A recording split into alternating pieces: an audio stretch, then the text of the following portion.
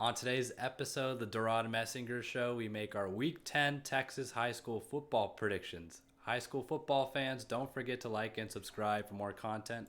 It's greatly appreciated. So to begin doing, we got like one more week after this in the regular season and then pandemonium as always.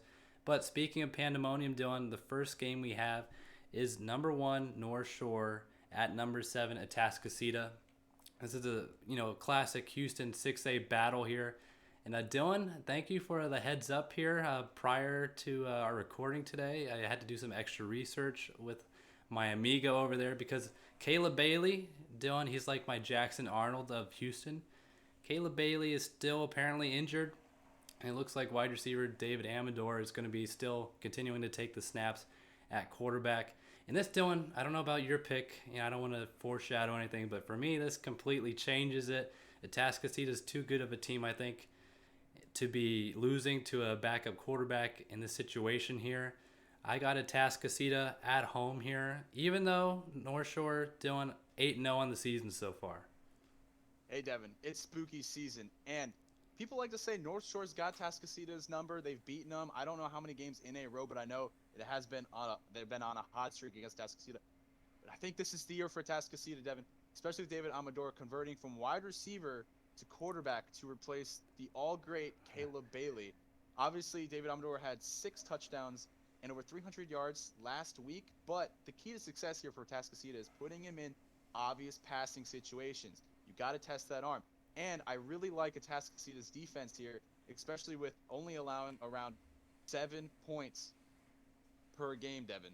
Or no, sorry, 17 points Okay, per game. I was like, dang, that Westlake over there. Yeah, but they're big up front.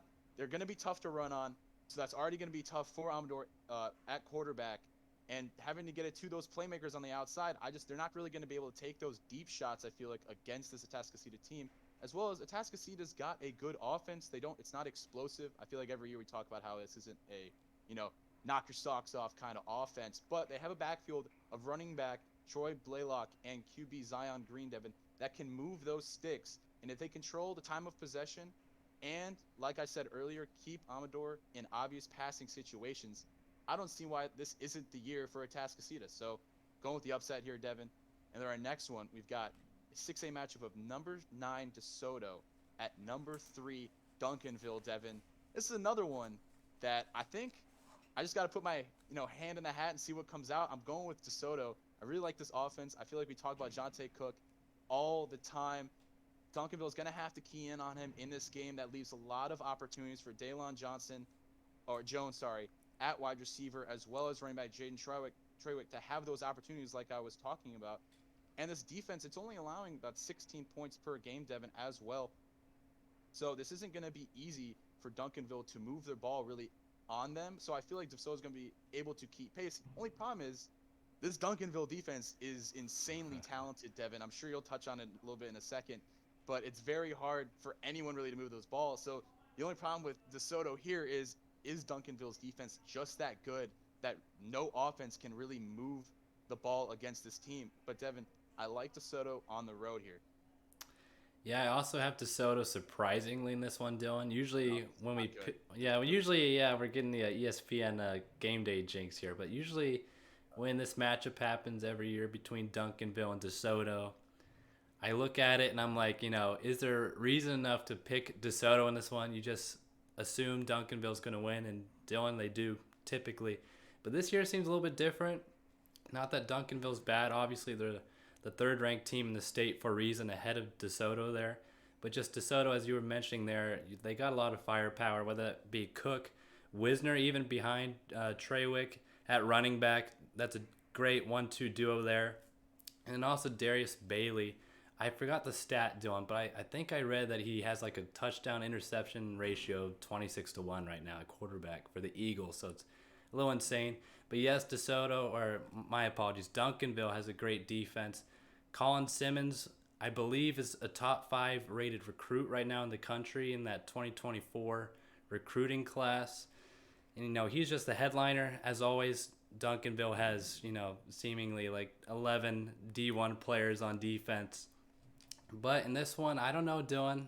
Maybe we're just feeling that spooky season. I also have DeSoto. The next game we have is 6A. Doing a sneaky matchup here, one that we might be a little more familiar with than the typical fan. Got number 19, Bryon Nelson, at number 4, Southlake Carroll. And this one, Dylan, the major note, like the first matchup we indicated, was that there is a backup quarterback that has been taking snaps here, and that would be Southlake Carroll's Graham Knowles, due to an injury to a typical starter, Caden Anderson.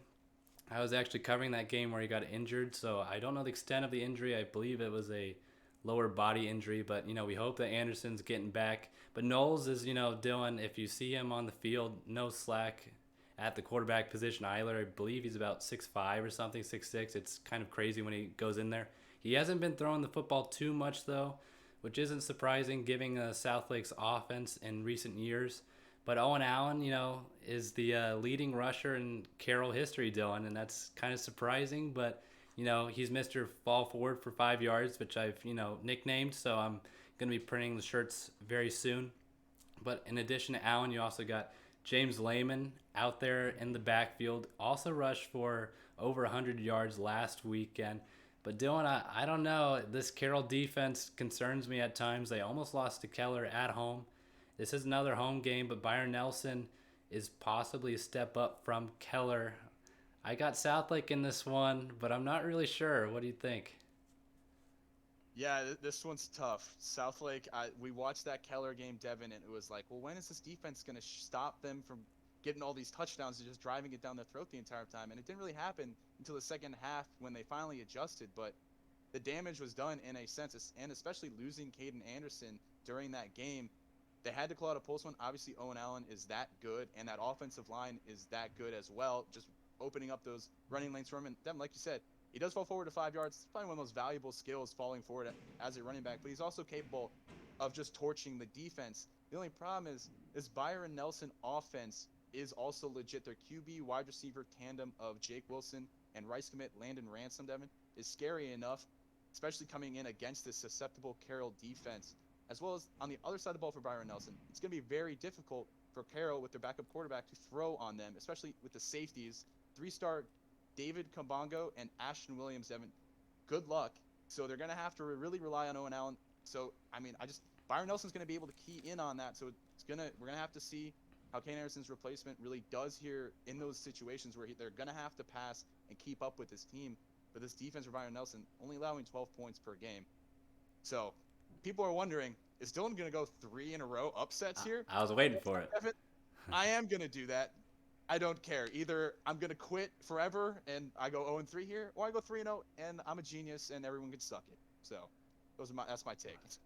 Well, it might save us all some pain, Dylan, but yes. Now, speaking of Spooktober from earlier, we got the special edition lightning round here, just the October edition.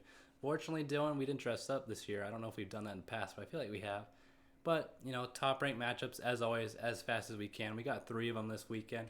We got 6A, number 11, Prosper, at number 14, Allen. Dylan, surprisingly, I got Prosper on the road here. That stopped happening. So this is the Sunned by Geyer Bowl here. Both teams have lost to Geyer pretty convincingly in the past, Devon. Allen most notably last week. So I don't know how they're going to come back from that, but I'm going to be going with Prosper as well with you. So this is going to be interesting. But the next one, then we got 3A D1, number 6, Cameron Yo at number 1, Franklin. Devon, Franklin's coming off a great win against Lorena last week. Going with the hot hand here at home with Franklin. Smart decision. I also have Franklin. The last one we have for this weekend is 1A D1, number 3, May at number 4, Jonesboro. Dylan, this seems to be the weekend of upsets in terms of our picks. I got Jonesboro in this one. Yeah, we're going to really see how this works out for you. Maybe we need to shut down the YouTube channel if we don't get these right. But I'm going with Jonesboro as well, Devon. We're in it together here. But more importantly, of course, as always, which game are you most looking forward to this weekend? Let us know down below. Don't forget to like and subscribe. And as always, have a great rest of your day.